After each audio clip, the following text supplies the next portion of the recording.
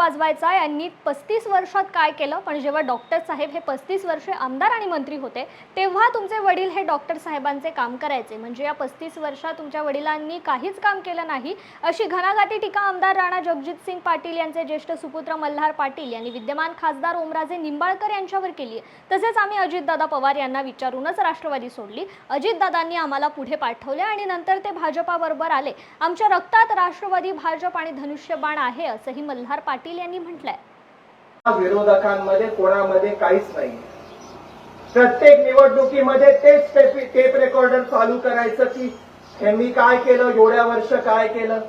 अरे 35 वर्ष डॉक्टर साहेब आमदार राहिले, काय काळ मंत्री राहिले, त्या पूर्ण काळामध्ये तुझं कुटुंब, तुझे वडील हे तर डॉक्टर साहेबांचंच काम करायचे।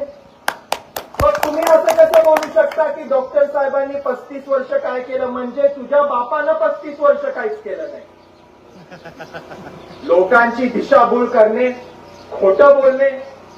परवा काहीतरी एका भाषणामध्ये हा बोलला की आम्ही राष्ट्रवादी काँग्रेस पार्टी ही अजित काकांमुळे, अजितदादांमुळे सोडली। किती खोटं बोललं। नरेंद्रभाई मोदींवर विचार करून, विश्वास ठेवून अजितदादांच्या सहमतीने 2019 मध्ये आम्ही राष्ट्रवादी काँग्रेस सोडून भारतीय जनता पक्षामध्ये प्रवेश केला आणि मी हे अतिशय जबाबदारीने सांगतो, त्यांनी आम्हाला आधी पाठवलं आणि परत भाजप बरोबर ते आले। म्हणून तुम्ही आमची चिंता करू नका।